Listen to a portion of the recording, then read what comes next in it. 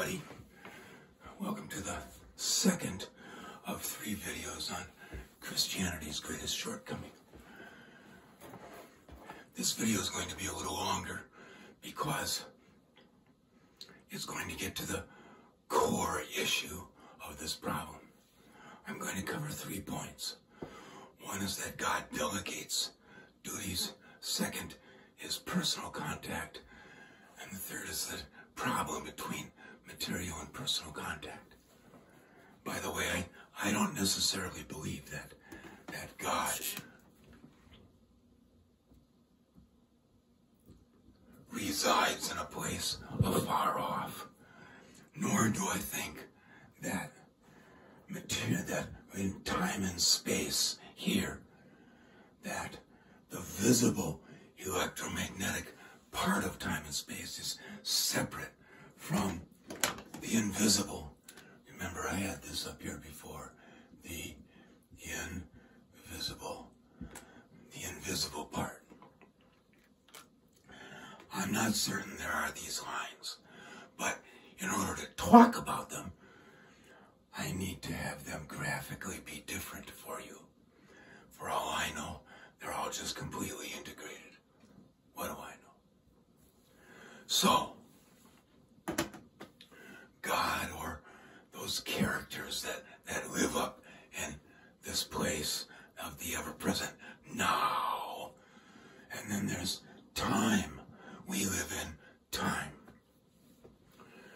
I've already established that I believe there are lots of different kind of personalities in this invisible part of the universe. And by the way, it's only invisible to us with these kinds of eyes. To them, I'm sure it is very visible. And it's possible that to them, this is the invisible part. These people, for all we know, may be looking at a person's accumulation of values. And if you've got a lot of values, then their eyes can see that. Which means that if you've got a lot of accumulated values here on Earth, that they can see you.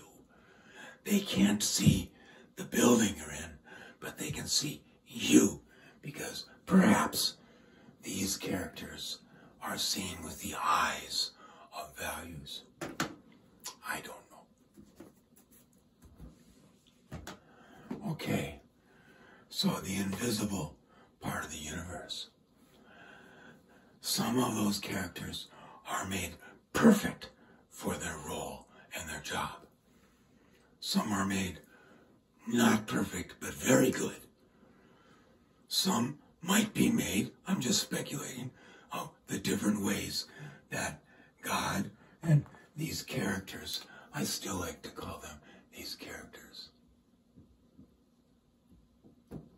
Characters create capable, but beings that need training. And then there are beings like us who need a lot of work. All of these characters have functions to do. God could do these functions. God could do those jobs. But God lives not in time and space. We live in time and space.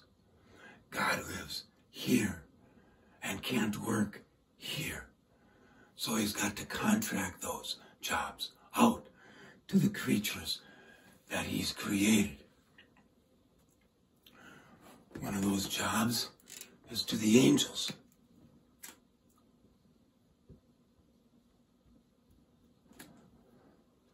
And from the mythology of the great religions, we can surmise that the angel's job is to minister to us on the planets, to care for us, to whisper words of comfort and encouragement to us. Angels have a special job. It is to minister. One that I could chuckle over is that if you're going to build a universe,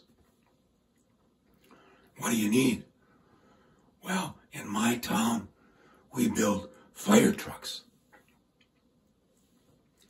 In order to build fire trucks, you need welders and fabricators. And you also need engineers. So I'm just guessing humorously, that in this big realm of what God needs, in order to create a universe, he needs engineers. There's another category that I speculate about. And that's because of what Jesus told us. Jesus told us, judge not. I was wondering why not. Let me tell you a story. A hammer was trying to saw a piece of wood. The carpenter came up and decided to talk to all of his tools after he saw that. And he talked to everybody, and he looked at the hammer and said, saw not. When the hammer didn't get it, he said, thou shalt not saw. Well, why not? Because the saw is made to saw. The saw is made perfectly for that job, not any other job. It is made perfectly for the job of sawing. The hammer was made perfectly for the job of pounding, not for sawing. It is not the hammer's role to saw, and it will only lead to unhappiness and feelings of incompleteness and failure if he continues to try to do that which it wasn't intended to do. So, why did Jesus to tell us to judge not? Thou shalt not judge. And I think it's because there's a category of characters that God has given all of the perfect judgment tools to. God doesn't judge because God is there and we are here. But God has given to a bunch of characters his perfect wisdom. All of his wisdom. Not all of his power. That's for God. Just his wisdom. All of it. And it's perfect wisdom. God has given to these characters all of his empathy. Not all of his everywhereness. That's for God. But he has portioned out that part of him that is empathy. And he's given all of his empathy to these characters. And lastly, he's given out all of his mercy. Perfect mercy. God's perfect mercy. He has bestowed in these characters. He has retained for himself those other godly qualities that make him God. But to these characters, he has given those attributes that make them, in the eyes of the universe,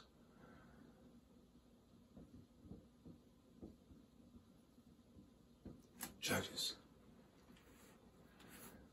It's possible that that is why he said, thou shalt not judge.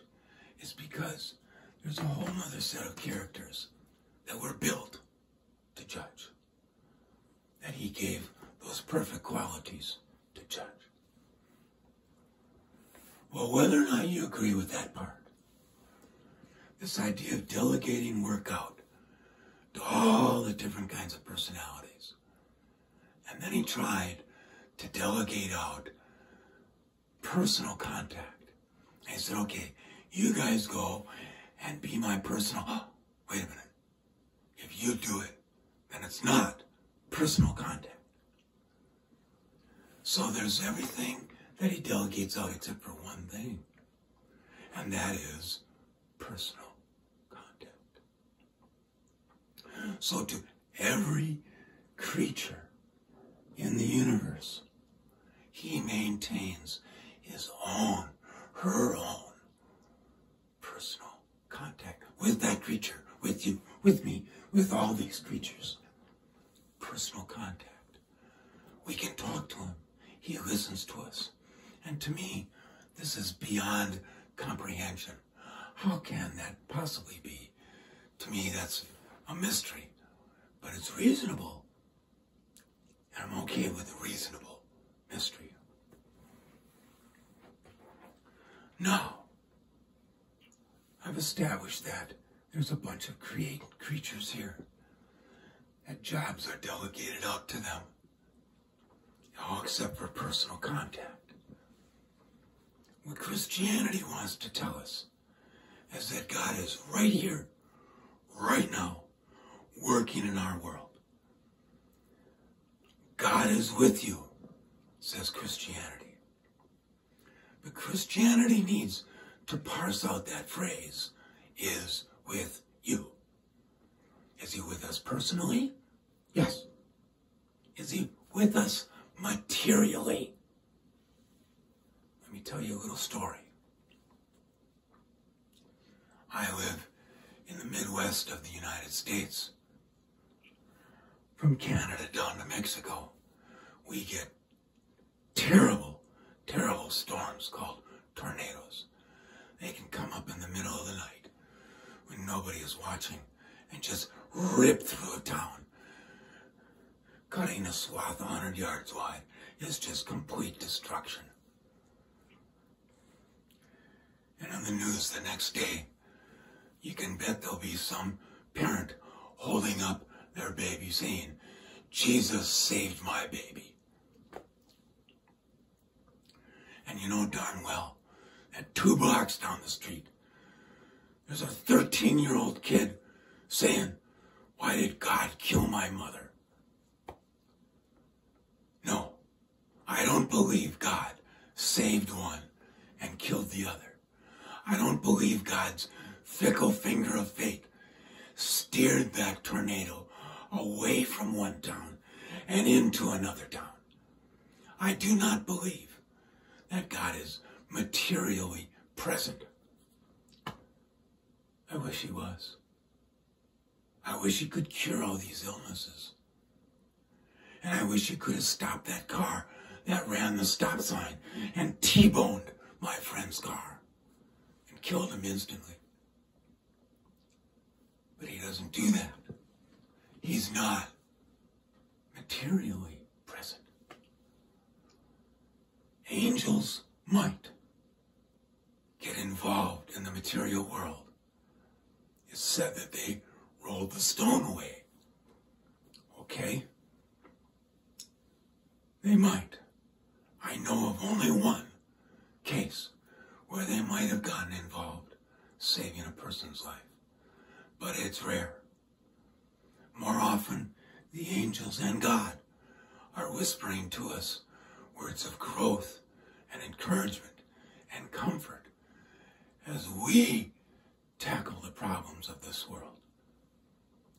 We live in a world of physical laws where math and science rule our physical well-being, not our spiritual. This guy whispers words to our spiritual well-being. So, what have we got? God delegates tasks in time and space because God is there and we live in time. He has different personalities who have different functions. I'll talk about what I think our function might be in the next video. God is not present materially. I wish he was. I wish this video could say, I believe he is. But I don't. I don't think it's reasonable. But God is personally present talking to us.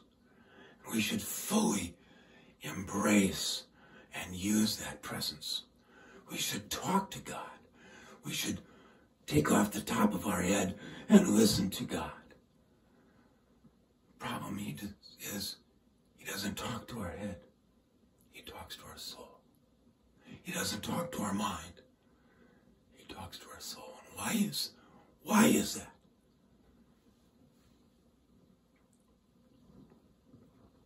Imagine a 2-year-old just coming into independence. They've learned how to assert their independence. Their mom says, hey, want to go for a walk? And what does a 2-year-old say to assert his independence? No. Dad says, hey, you want a book before bedtime? What does a 2-year-old say to assert their independence? No. What would we say to God if he spoke to our mind and said, try this, it'll make you happier? The vast majority of us would say, no, I am my own self. I will decide. If God were to say, try this, it will bring you more joy. Most of us would say, no, I am an independent person. I'll figure this out. So he doesn't speak to our mind. He speaks to our soul.